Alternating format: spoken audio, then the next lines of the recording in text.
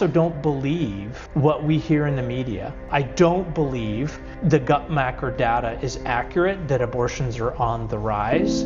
I don't believe that the pro-life worldview is a dwindling worldview. I also firmly believe we have a lot of momentum right now as it relates to chemical abortion. I believe we are on the front end of a spiritual awakening in this country. There's no better vehicle to overcome the stains and the scourge of abortion in this country than the church. The church is the best vehicle. Well, hello, everyone, and welcome back to the Lauren Musica Show.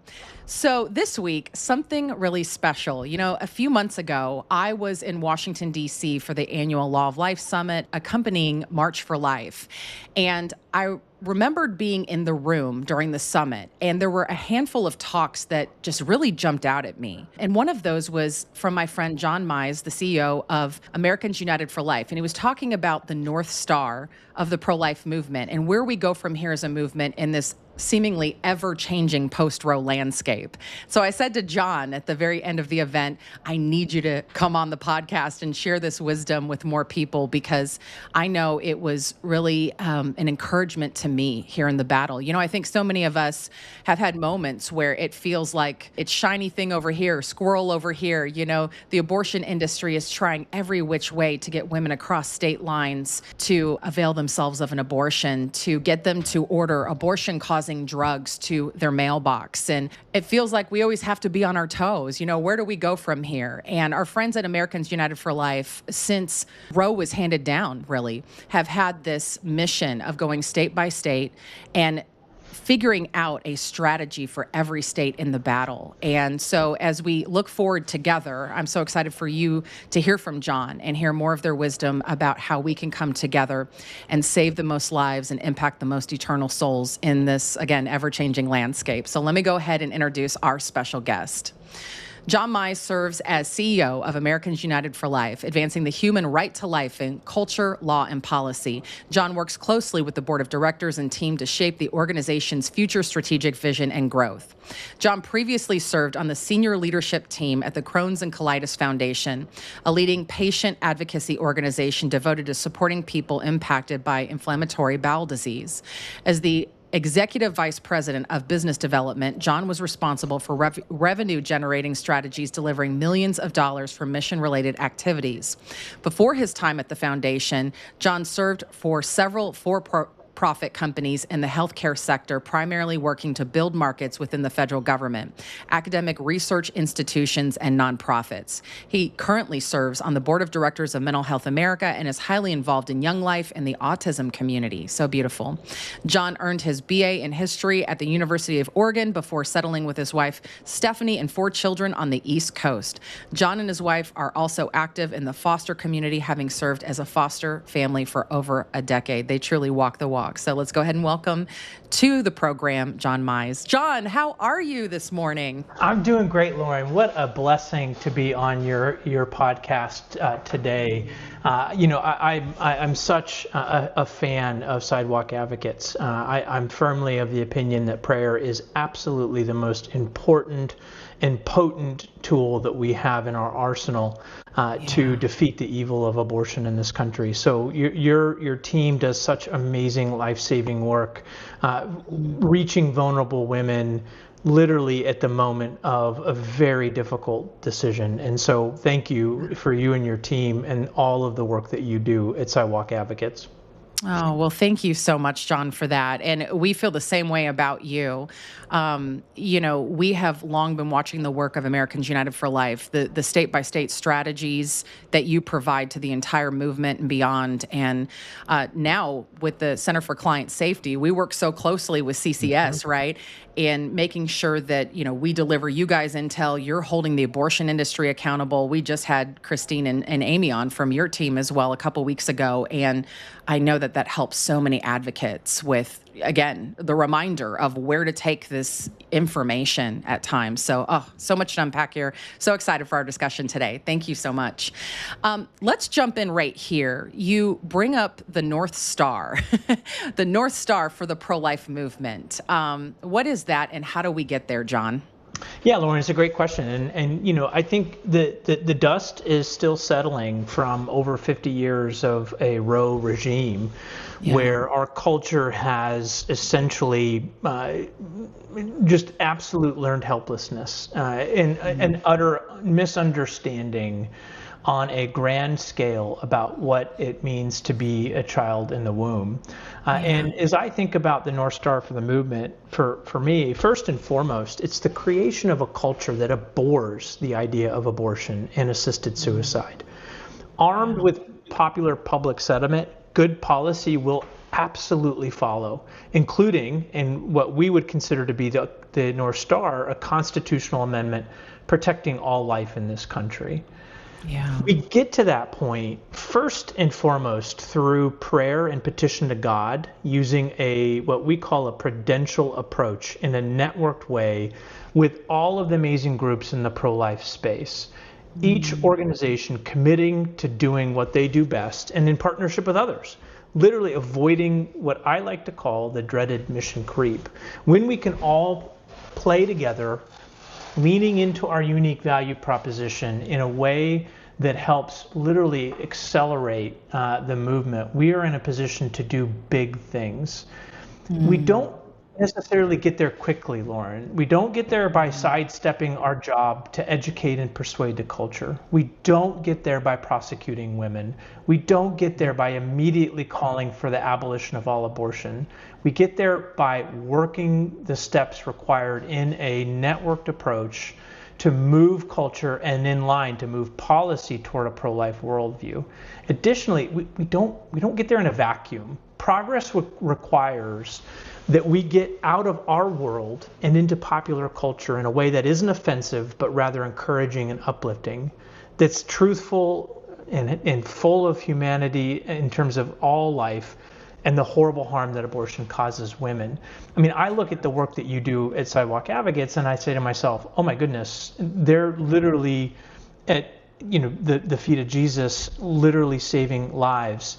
And I look at the work that Family Policy Alliance does at the state level. I look at the work that Live Action does in the media. I look at the work that Students for Life does with students. I look at March for Life and really galvanizing the movement. Each of these organizations working together, AUL on the policy side, SBA in the political side, all of us working together to advance a pro-life worldview, we get to a point where we move culture. And when you move culture, the sky is the limit. And that's where I think the North Star resides. Yeah. Wow. That was powerful. So many insights here. One of those being that we sometimes forget that law tends to follow culture, that absolutely one can affect the other, right?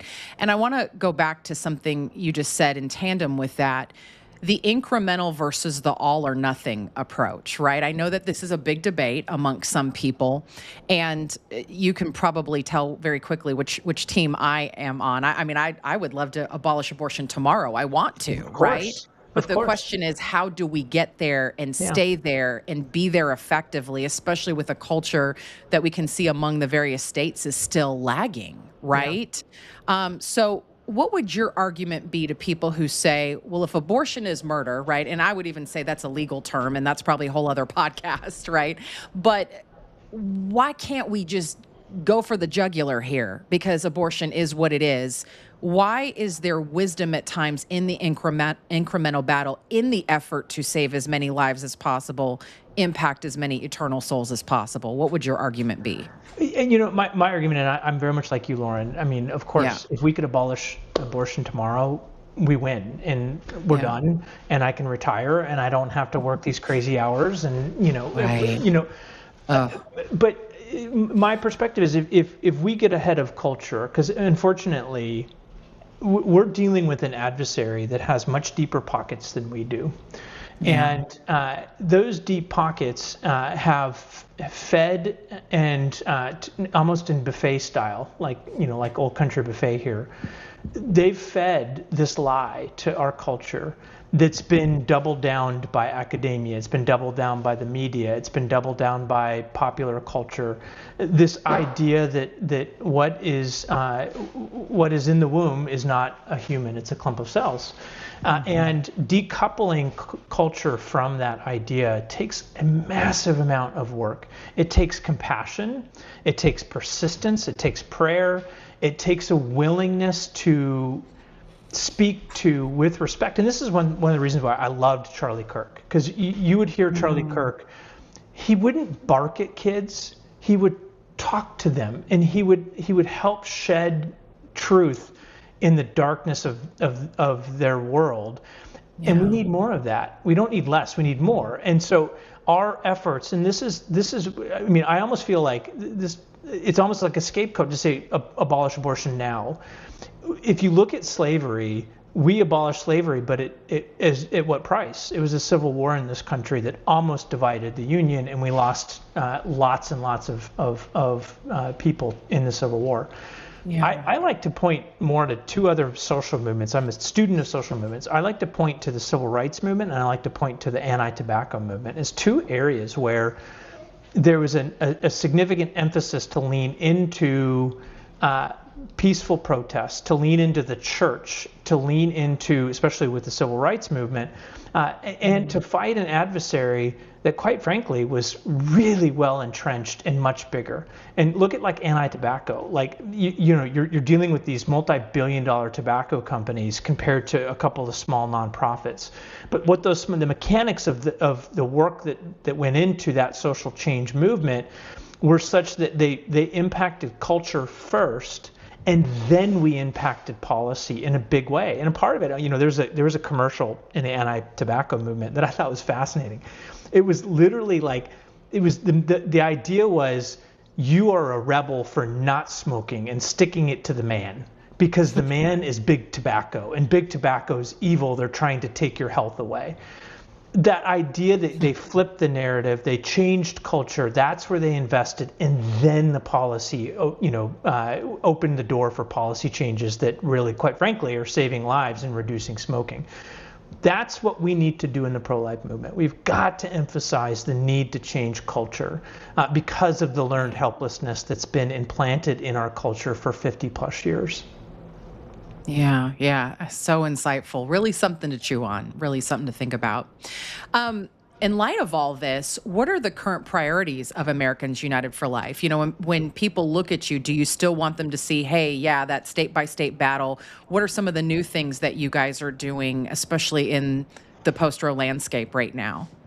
Yeah, so I'd love to talk about some of the things that we're doing. And first and foremost, Americans United for Life is grounded in an unshakable commitment to protecting every human life and upholding the inherent dignity of every member of the human family. We stand alongside mothers, we defend unborn children, and we protect the most vulnerable at the margins. AUL is laser focused on advancing our pro-life policy work in the states and federal government, investigating and enforcing laws against abortionists who harm women through the Center for Client Safety. We are vested in advocating for and elevating the role of pregnancy centers, and we're absolutely focused on educating and raising awareness regarding the harms of abortion and assisted suicide. Regarding our state level policy work, that emphasizes the categorization of states into really three buckets: pro-life states, pro-abortion states, and those in the mushy middle.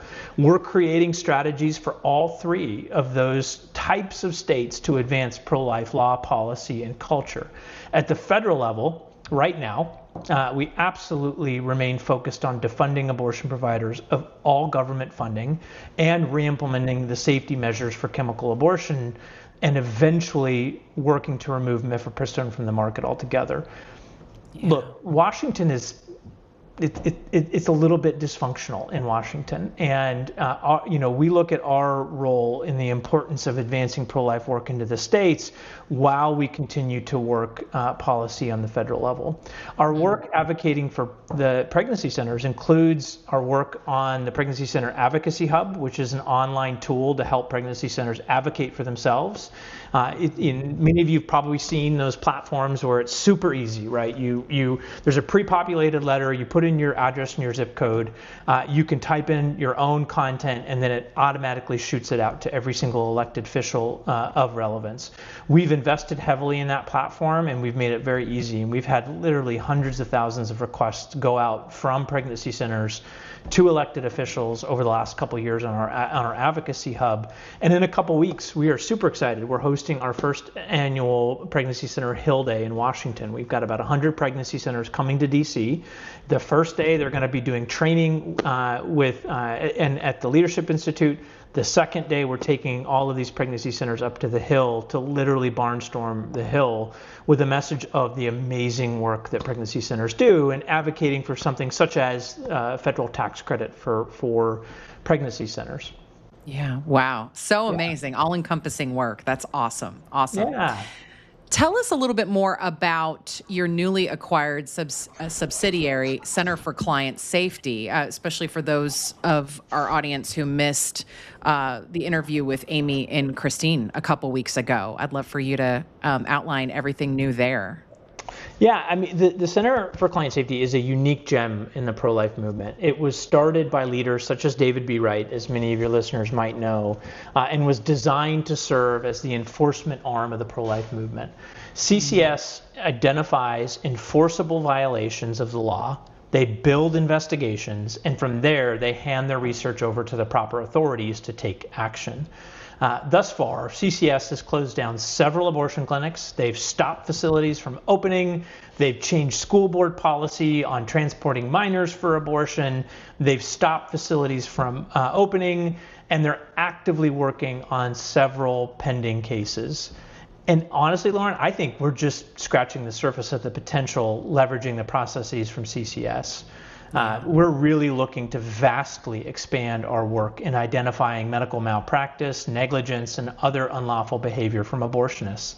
It's quite frankly, it's not difficult to find laws being broken in such an evil industry. As always, thank you to your partnership at Sidewalk Advocates. I mean, your folks are the boots on the ground, along with pregnancy centers, that help provide tips to our team to go out and investigate abortionists. And in fact, we had a case in November. A sidewalk advocate was outside of an abortion clinic in Chicago. On video, the Planned Parenthood literally kicked a woman out before the end of the day onto the street in a medical emergency in late November in downtown Chicago. She's laying on the pavement. And fortunately, the sidewalk advocate called 911. EMS came and they helped that woman. But we filed we filed a complaint with the health department in Illinois, and we've already been assigned a case file. We feel like this is a tool that we can even take to places that have been decimated by abortion. I think we can be successful in abortion states with an enforcement policy. And so we're quite excited and bullish regarding the future growth of the work that we're doing for the Center for Client Safety. Yeah, yeah. And I tell people all the time that there were years that we spent as sidewalk advocates wondering where to take some of this information. You know, being boots on the ground and being in front of facilities, we inevitably see weird stuff at abortion facilities. Surprise, surprise, right? And there are times that our sidewalk advocates would come to us and they'd say, hey, we saw vultures circling around the dumpster. Or even here just a handful of weeks ago, one of our leaders called in Michigan and said, there is medical waste paraphernalia, on the ground, right? An actual used cannula, which you use in an abortion procedure, bloody gauze on the driveway, right? And of course, having a moment to just see the reality of abortion. But then the next question is, what is this doing in the driveway of the abortion facility? Obviously, there's a violation here. And so we immediately took that over to you guys at CCS, and that's getting to the right place, right? Among many other things that sidewalk advocates have just brought you, aside from, work that you collect elsewhere too, or the information you collect from elsewhere. And again, we're just so grateful, John, because, we work with attorneys and we get great services through, for example, Thomas More Society, but they're handling other stuff for us. This is not their particular area of expertise. And what I love about what you're doing is where to take this, which agency, the folks to talk to actually hold the abortion industry accountable for these egregious violations. I mean, much less that they're killing children, right? But again, where there's smoke, there's fire. They're also harming women, and they're putting the public in danger as well. And it's nice to have a place to take all this information. So, what a gift. So good. Well, let's loop back around to the law and policy part of what you shared too.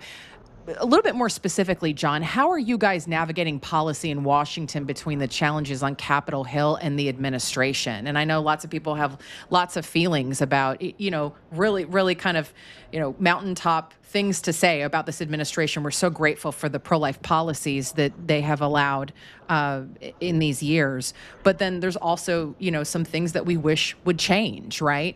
And so how are you guys balancing that, navigating all of that, and then any takeaways for our audience and what they can do?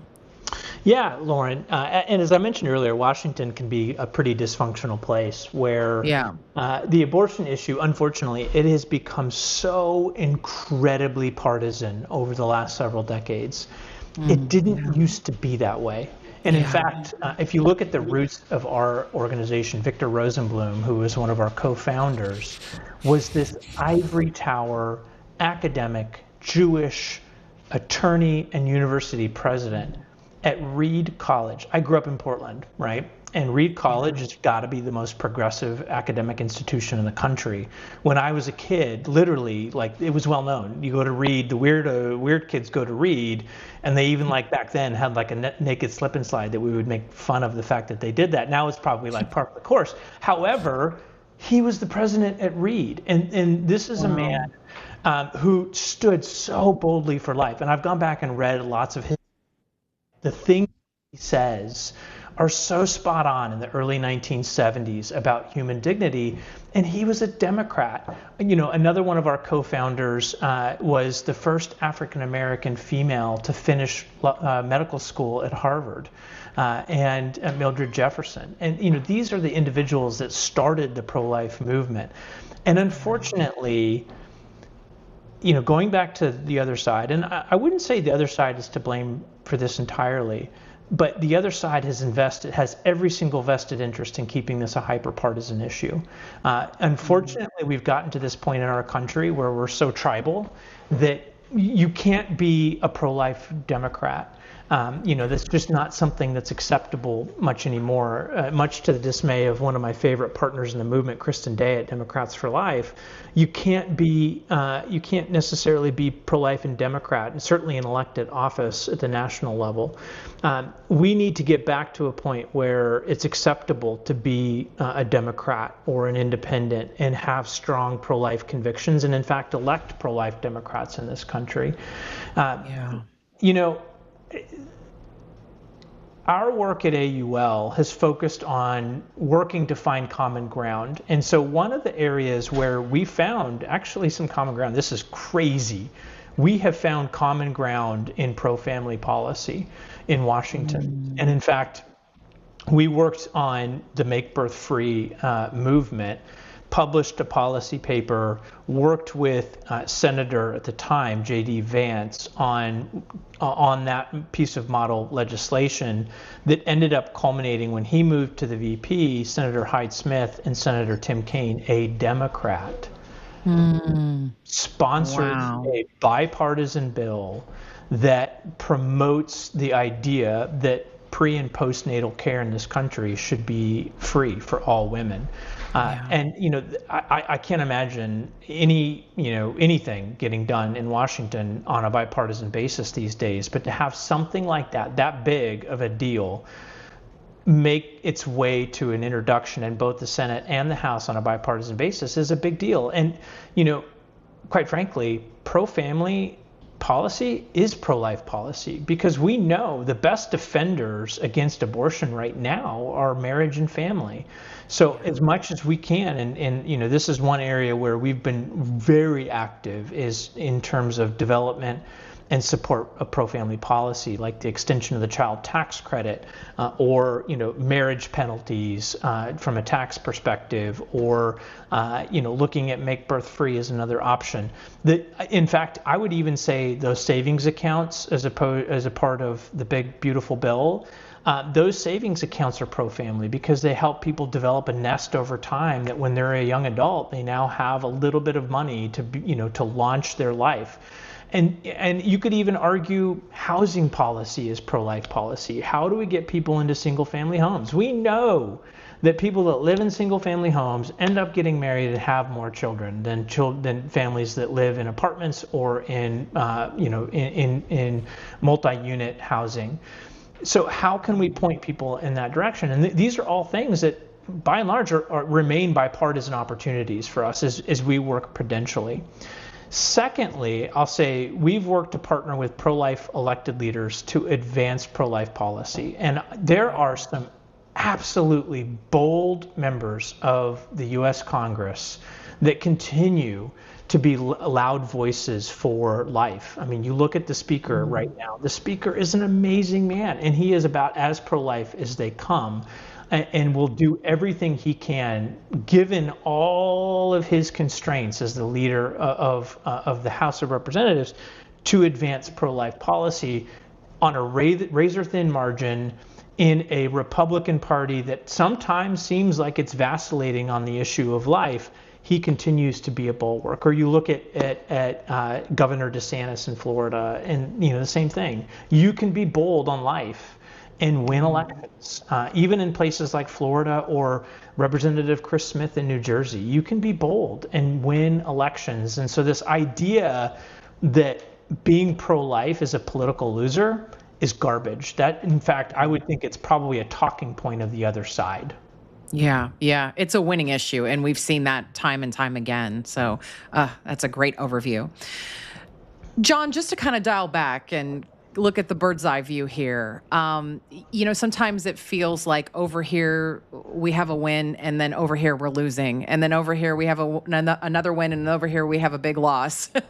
It feels like we have state whiplash at times, policy whiplash at times, and we wonder, like, are we winning? And so my question is, how do you remain optimistic in this, again, seemingly ever-changing landscape? What would you say to the people who go to the sidewalk or, otherwise are involved in the movement? And how do you encourage people forward here? Great question, Laura. And for one, I remain absolutely optimistic, bullish, and full of joy. When we serve a God who's already defeated evil, we just have to have faith in his time, leaning into God's timing, not my timing. And when I let go of that control and I let go of the defeats and give God credit for the wins, that really takes a lot of the pressure off. That and one of the things I love about what you do at Sidewalk Advocates, that we don't as much get to do this at AUL because we're a step removed from the victims, as I call them, of abortion. And I say women and the child are both victims. Yeah. When you impact a life, and even if it's a single life, to me that is worth its weight in gold. I mean, to me that's so incredibly valuable. When you've changed the course of even a single person's life, that changes the trajectory of so much, culturally, within the family dynamic, on so many different levels. So I would say, I remain absolutely optimistic. I also don't believe what we hear in the media. I don't believe that the other side is winning this battle. I don't believe that the Guttmacher data is accurate, that abortions are on the rise. I don't believe that the pro-life worldview is a dwindling worldview. I also firmly believe that we have a lot of momentum right now as it relates to chemical abortion. If you look at all of the polling data, it's showing there's an increasing percentage of the population, the general population, that believe that these drugs are dangerous. And when we emphasize the harm that abortion causes women, that is singularly the best, in my opinion, next step for the pro-life movement. How do we convince our culture that abortion and chemical abortion are both demonstrably bad for women? They're bad for women's mental health. They're bad for women's physical health. They're bad for their spiritual health and emotional well-being. They're bad for fertility down the road. They're bad for feelings of guilt and remorse. I mean, every outcome that you can measure.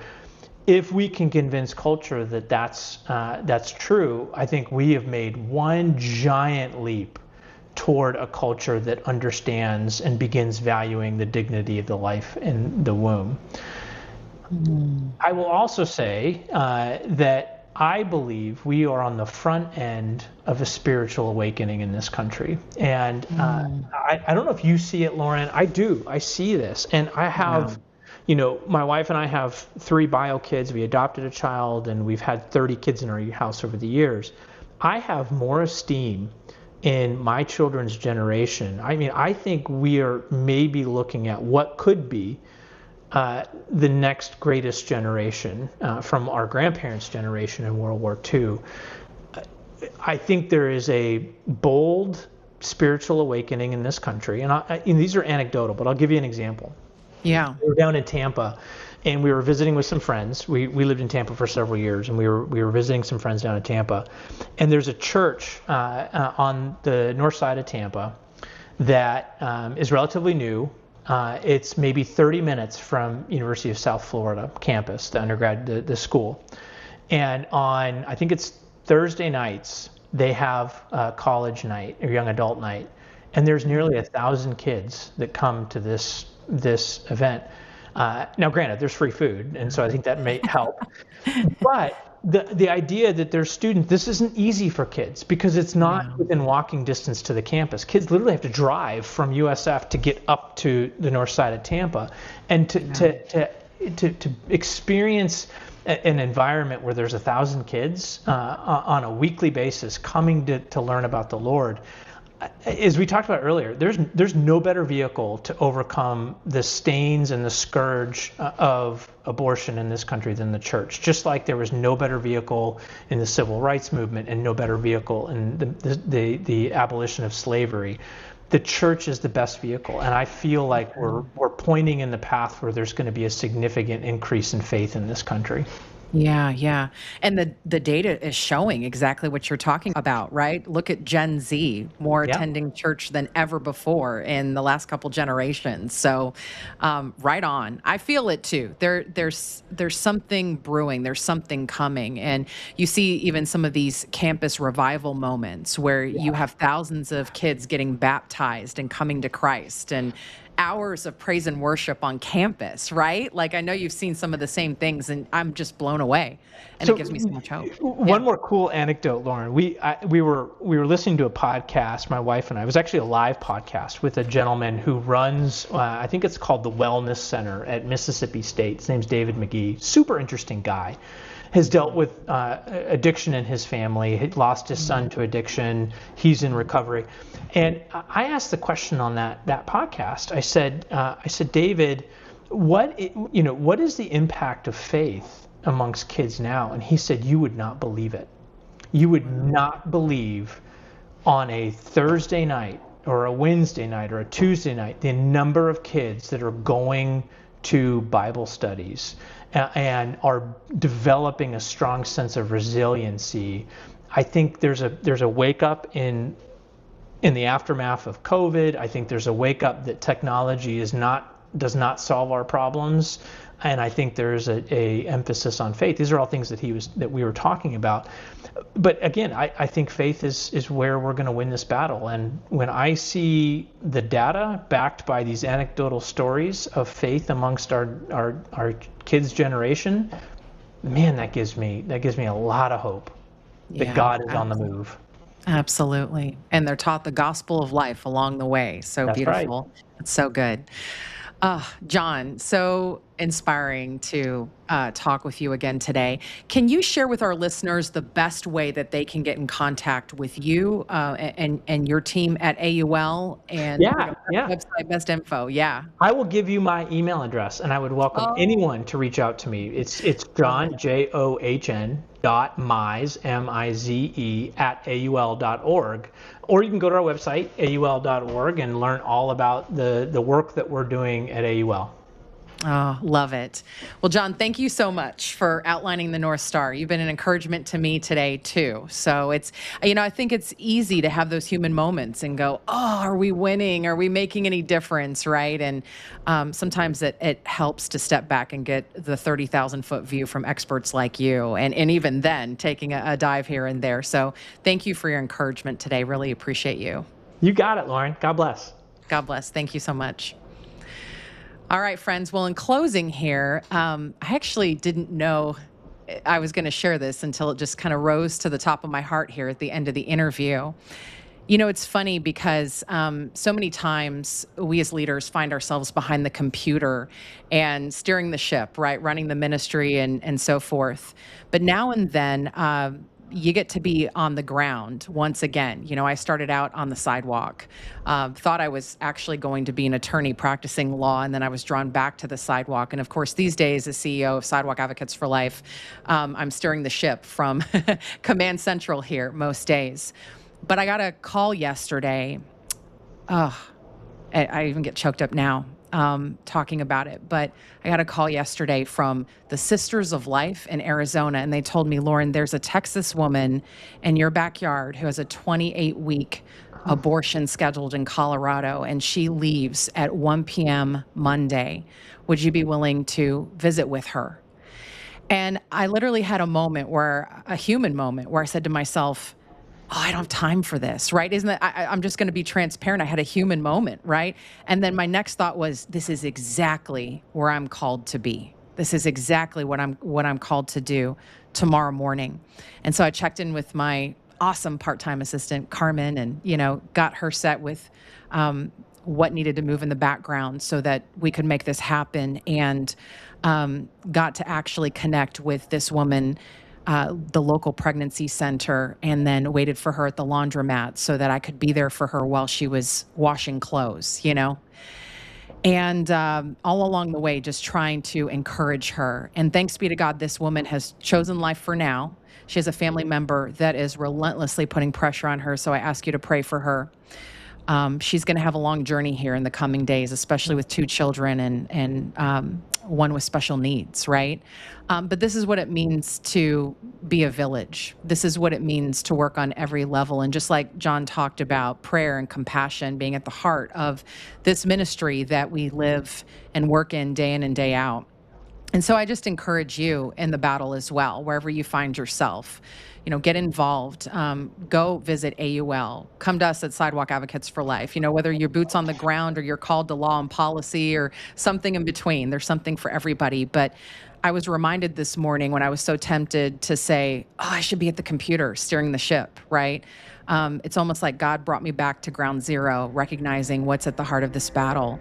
A mother who is in a world of chaos and confusion and needs someone to be there for her. She needs us to be her village. And so all of these things that are working together to provide the means for this mother to confidently be able to choose life, we're here for it, aren't we? Right? We're going to work on every level until that day that abortion is illegal and unthinkable.